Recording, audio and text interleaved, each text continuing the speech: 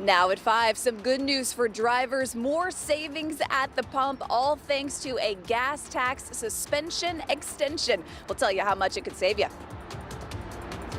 And a big win for President Trump across Indiana. The Republican Senate candidates he backed now moving on to the general election, and what the senators who lost have to say about it.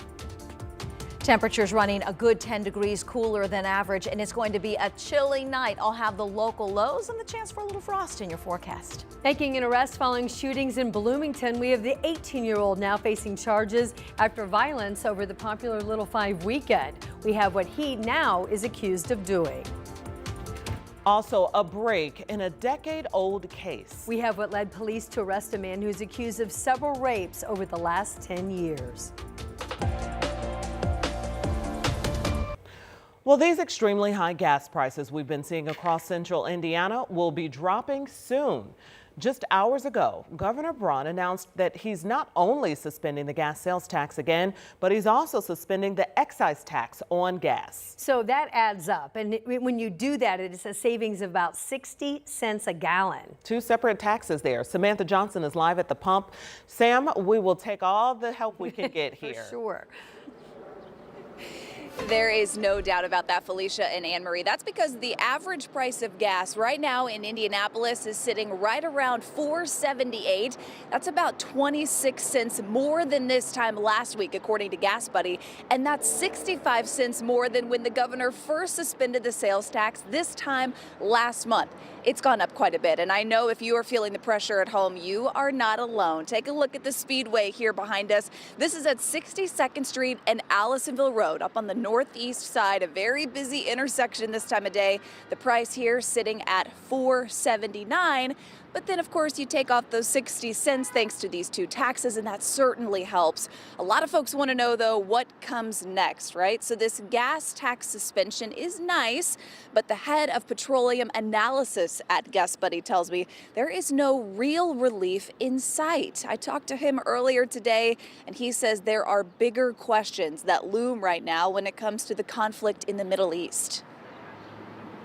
What is ongoing with the strait?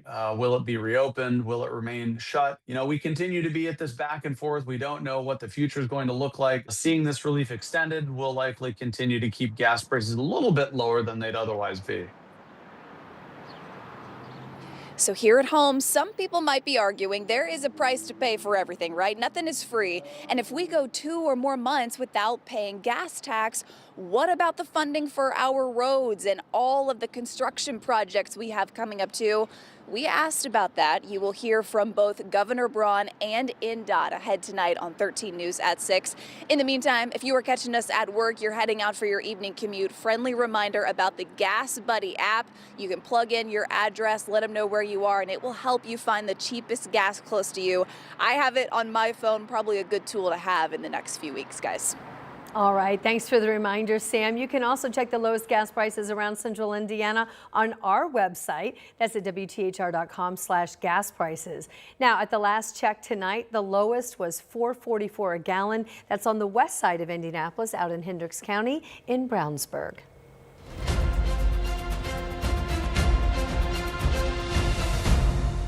And results are still coming in from last night's primary election here in Indiana. Some of the races too close to call. A very small margin. One of the races for the state senator Spencer Deary's seat in District 38 around Lafayette. Deary holding a 3-vote lead. That's what it is right now, but there are provisional ballots that are still coming in. Deary was one of 8 Republicans targeted by President Trump for opposing redistricting. At least 5 of those incumbents lost. Our Emily Longnecker has the very latest on where things stand today. Emily? Yeah, I spoke with 2 of the Republican incumbent senators who lost their seats last night. Republican Senator Jim Buck has served in the Senate for the past 18 years, and he told me last night that the Senate lost a lot of experience and leadership, but he said, we get the government we elect. I also spoke with Senator Greg Walker, who also lost his seat. He says he will find a way to still serve his community. I cannot in good conscience support this bill going forward. That's Republican Senator Greg Walker this past December, speaking out on the Senate floor against redistricting. At the time, Walker had decided to retire following the death of his wife 2 years earlier, but changed his mind during the redistricting battle. even speaking about what his wife once told him about his service in the Indiana Senate.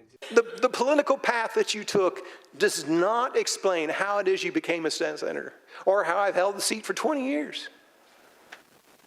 So she says, I know you have a purpose.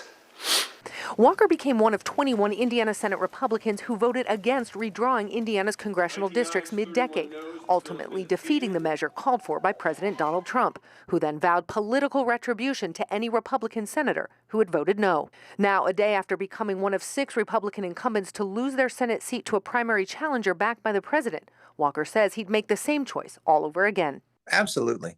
No question. It was the right thing to do. Still the right thing to do.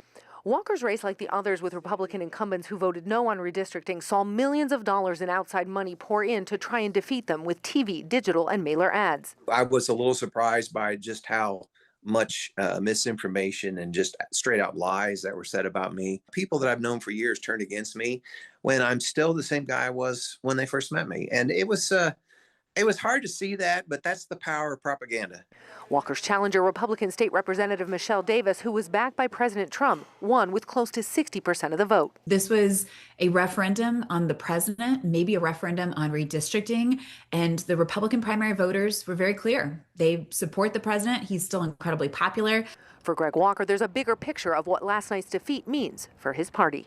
I'm just disappointed in the fact that the Republican Party that I was raised to believe in, had convictions that it's the right policy, has turned to these kind of tactics in order to hold power. If it's all about authority and it's not for public service, then what's the point? And looking ahead, there are questions about what last night's results could mean for the future of the Senate and the future of Senate leadership and Senate President Pro Tem Rod Bray. Coming up tonight at 6, we'll hear from Governor Braun on that at the Indiana State House. Emily Longnecker, 13 News.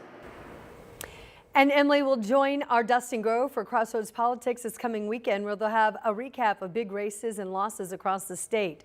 New episodes drop at 10 o'clock Sunday mornings on WTHR+.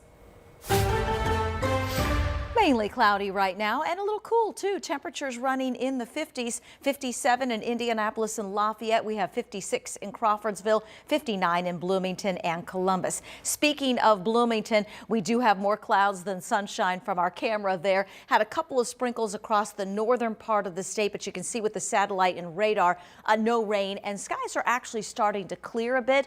With those clearing skies, it's going to be a chilly night. Evening temperatures will stay in the middle and upper 50s. Sunset for us is at 8:43 overnight with clearing skies, upper 30s and low 40s. You'll need the jacket out the door on a Thursday morning. 39 at 6 a.m., 39 at 7 a.m. We do warm up, expecting high temperatures tomorrow, very similar to today and near 60. Thanks, Angela. And tonight, an 18-year-old is formally charged for his alleged role in a shooting in Bloomington over a Little 5 weekend. Yeah, he just made his first court appearance as police are now releasing new information on the investigation. Ella Rhodes brings us the latest now from Bloomington. Lewis May faces 4 felony charges for his alleged involvement in a shooting outside of Five Guys on Kirkwood Avenue in Bloomington. Police now say there were actually 2 separate shootings that happened on April 26, within a very short window of time. One outside the Five Guys on Kirkwood, injuring 2 women. The second outside the Chipotle, just across the street, injuring 3 more. Police arrested May Tuesday after asking for the public's help identifying him from photos taken that night. Investigators say within an hour of sharing those photos, they identified May as their person of interest.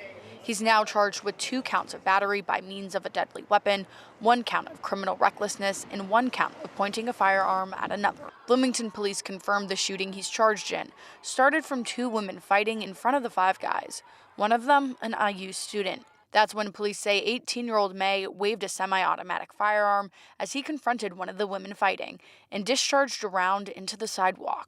Cell phone video shared with us captured the moment gunshots rang out. After that, another shooting outside the Chipotle. Right now, Bloomington police say there is no known connection between the 2 shootings. And police are still looking for more video on the shooting outside the Chipotle. May is being held on a $20,000 bond. May's pretrial hearing is set for June 18th. In Bloomington, Ella Rhodes, 13 News. Happening tonight in about an hour, Metro Police and city leaders will host a community meeting to discuss a deadly shooting at a prom after party. All of it taking place at a short-term rental home on the near north side.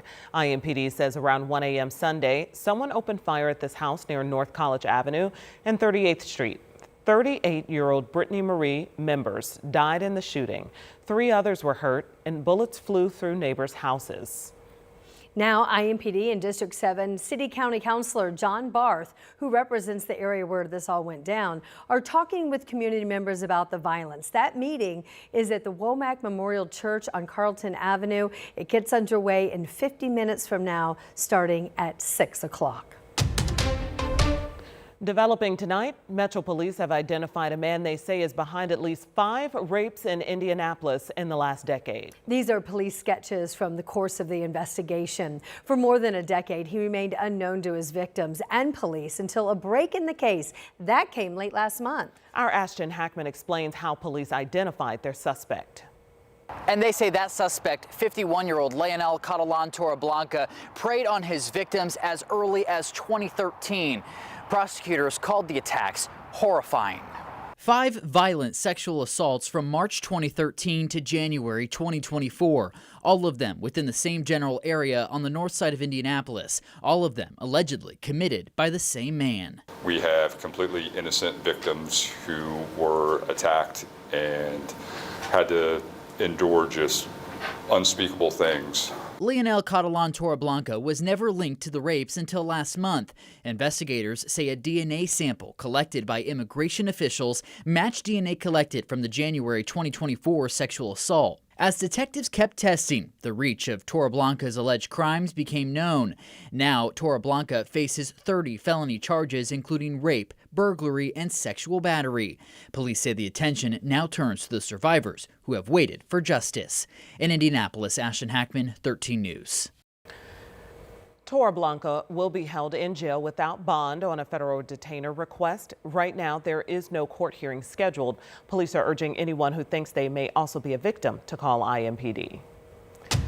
Ahead, cutting the ribbon on a new Eli Lilly manufacturing facility. The work that'll be done under its roof in the Leap District. That's ahead here at 5:30, but first at 5. That hantavirus outbreak is growing. We have the new number of confirmed cases tonight. And the people who are now off the cruise ship.